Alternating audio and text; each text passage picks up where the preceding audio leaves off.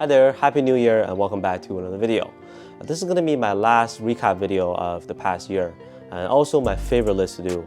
And we're going to be talking about the top 10 budget shoes of 2022. So to make it a true budget list, I'll be picking from shoes that have a retail price under $100 US. If you have a little bit of wiggle room on your budget, you can also add 10 or 20 bucks and go for shoes like the PG6, Kyrie Low 5, Wade 8082, and two-way V3. Some of them are already in my overall top 10 performers list. Anyways, let's get started on the best budget shoes this year. Please consider subscribing if you enjoy the content. Here you'll see reviews of the newest releases on a regular basis. I do have some honorable mentions to quickly go through. One of them is the Nike Renew Elevate 3 at 80 bucks. Excellent traction, a very typical mesh material on Nike budget shoes. They're on the narrower side in terms of width and just lacks maybe one impressive thing about them to stand out among all these other good options at this price range. Another one is the LeBron Witness 7 at $105. Just $5 above my cutoff, but it's been on sale pretty much since the release. The lightest LeBron shoe ever as they advertise it. Pretty nice and cozy materials, decent stability, and most importantly, better than the Witness 6. The UA 24/7 at only $65 and Puma Playmaker Pro at $90 are very nice and comfortable shoes to play in. But the materials are a little bit too cheap and soft, especially on the Playmaker Pro, where it affected the stability and lateral containment. Two budget shoes this year that I would not recommend, regardless of their price or any sales going on, are the Giannis Immortality 2 and Kyrie Flytrap 6. The Immortality 2 is a lot worse than the first version from my experience. They tightened up the midfoot area, which was really confusing to me. It got to a point where it was squeezing my feet way too much and just very uncomfortable if you have either wide or flat feet. The Flytrap 6 is just more of a brick with a stiff midsole. There wasn't any problems with the fit. Comfort level was actually decent, but no impact protection at all. Traction was not consistent, and it really just feels like you're landing on a piece of cardboard. Okay, now it's time for my top 10. Again, just based on my personal experience, but please feel free to share what you agree or disagree with at any time. And at number 10, I have the Jordan 1 Take 4 at exactly $100. So I was even a little bit surprised myself about how low I ended up ranking them. But then looking at the other ones in my top 10, you'll see there's some really good ones up there. Coming off of an amazing performer, the 1 Take 3, the 1 Take 4 kept the good aspects. Extremely lightweight, super thin materials. You can almost say it's too thin, but that also ensures excellent breathability and a minimal feeling on feet. The traction works well, decent comfort. I think they're good for explosive players too.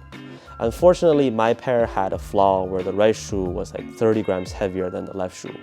So that might have affected my evaluation, to be honest. But either way, the 1 Take 4 itself is a great shoe.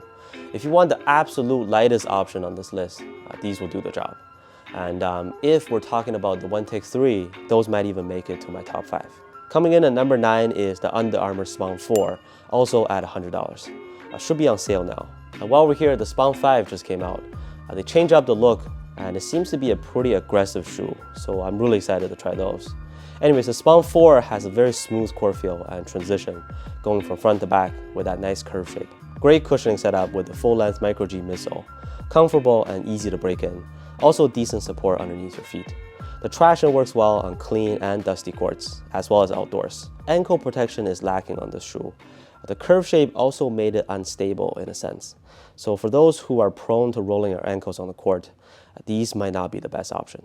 Still good enough to make it to the top 10 though. Next up, at number 8, I have the Nike KD Trey 510 with a retail price of $95. Honestly, I think some of you might think that these can go higher up on the list too. I mean, yeah, this is a rare mid-top budget shoe on this list. The mesh materials have a pretty plush feeling in hand. They're also soft on feet. Solid traction performance. Lighter than what you'd expect if you haven't tried these or the KD Trey 5.9. True to size fit, the strap didn't really help make it more secure or anything, but it's a very lightweight mesh strap, not a TPU one, so not much weight added. A downside is how the upper contains your feet for like hard lateral movements. If your playing style involves a lot of aggressive cuts and turns, they might not be the best for that, which is also why I don't have them higher up. But speaking of good lateral containment and a nice and functional outrigger part, the Puma Court Rider 2 is next up on my list at number 7. They have a retail price of $100 and some colorways should be on sale depending on where you are. The best part about the Court Rider 2 is that they're very waifu friendly, which is hard to find among budget shoes. especially the Nike ones.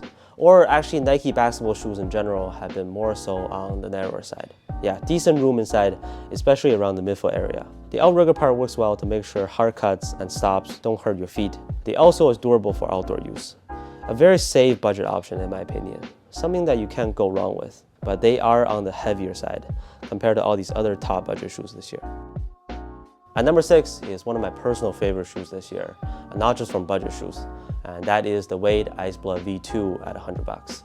This is the second D'Angelo Russell shoe with Li-Ning and Wade for those of you who didn't know about them. If you prefer a very low to the ground core feel, average to lighter weight, good traction and smooth ride, the Iceblood V2 gets it done. It's a super low cut around the collar. The materials feel better than most of the other budget shoes, more supportive than the standard mesh. Traction, I've had no issues with them indoors. Cushioning is not the best setup on paper. Light foam is more like Li-Ning's budget tech.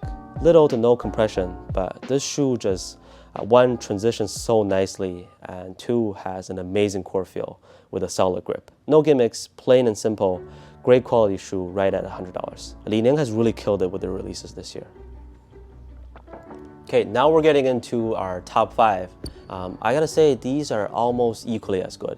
So in my opinion, they all have amazing value for their prices. But we're still gonna go by order, and at number 5, I have the Nike Precision 6 at $75. One of the most affordable budget lines out there. The Precision 6 is almost identical to the Precision 5. Same also, not a surprise coming from Nike.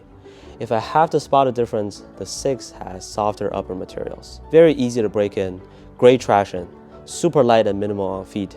You get a nice curve shape too. Cushioning and impact protection are perhaps lacking, but that's pretty much what you'd expect on a budget shoe like this. Also standard mesh materials, by the way. For its low price, pretty dope design. Some of the colorways look great in my opinion. They are a no-brainer top 5 pick. Coming in at number 4, I have another Nike shoe, the Air Max Impact 4 that goes for $90. For $90, you can get the Air Max cushioning for a very nice heel compression and responsiveness. Not bad at all. This shoe is a better performer overall compared to the Precision 6, mainly because of nicer cushioning. Traction with the herringbone pattern is excellent. They'll hold up well outdoors too. So even though the 4 looks very similar to the Air Max Impact 3, compared to the previous version, it is more low to the ground and gives you more compression, mostly from the air unit being positioned lower. That can be a little concerning too, because air units tend to pop with heavy use over time. So just something to keep in mind with the long-term durability. The previous version, I've had no such issues, and the outsole itself is durable. Moving into the top 3 now, at number 3, I have the Harden Stepback 3 at $90. Some colorways have been on sale on Adidas for like 50% off. So if you can get them at like half price, even better. Excellent traction, durable also. It's very squeaky and can get you to a hard and full stop with no problems. The bounce midsole is responsive enough for most players' needs, and the cushioning won't be able to compare against the main signature shoe, the Harden Volume 6 with the full-length boot setup, but it's pretty good among budget shoes. Breathable mesh materials, good stability, which is a big plus. They're pretty heavy, however, and compared to the Air Max Impact 4, for example, almost no heel compression, but I still wouldn't consider them to be a stiff shoe or anything. It has its pros and cons, but for the most part, it's a fantastic budget shoe to play in. Also very durable for outdoor use. At second place, maybe a little surprising, I have the Curry 306 at $80. Under Armour or Curry brand has this as the lowest tier Curry budget shoes. Mid-tier, there's the Curry Hover Splash 2, and highest tier is the Curry 10 and the Flotros. I have to say all of them do well in comparison to other shoes at their price range. The Curry 306 has a full-length Micro G midsole, very underrated setup, and cushioning is excellent for its price. Good transition, soft and responsive on feet. Impact protection is decent too, and the heel compresses very well. Traction works just fine.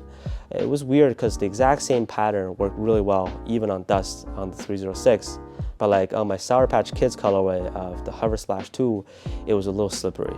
Anyways, I can say that this was the most comfortable budget shoe this year, so that's why they took the number 2 spot. Last but definitely not least, the best budget shoe this year to me is the Dame Certified, or also known as the Dame EXTPLY 2.0. I remember this shoe was first introduced specifically as the EXTPLY 2.0, so I didn't even think it was going to be a budget model, but it is Damian Lillard's first and only budget shoe so far with Adidas. Retail price is $95. Just like the Harden Stepback 3, it also features a bounce midsole. but you get more compression towards the heel and a little bit more responsiveness. The traction on these guys is amazing. Very loud and squeaky indoors, sturdy enough for outdoors too. So I like to say this is just a very versatile shoe. Also lighter than the Stepback 3. Also going for half price at some places, so just top-notch value for its price. Mesh materials and some synthetic leather on the upper. Its only downside to me is ankle support, especially compared directly to the Stepback 3, because there's a pretty big gap between the tongue and back end of the collar.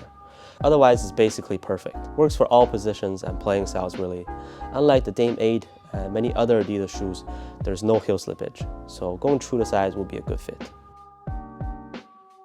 So that concludes my list for the top 10 budget shoes of 2022. Lots of good releases. Nike offers the best variety of hoop shoes at this price range. Puma and Under Armour has some great performers.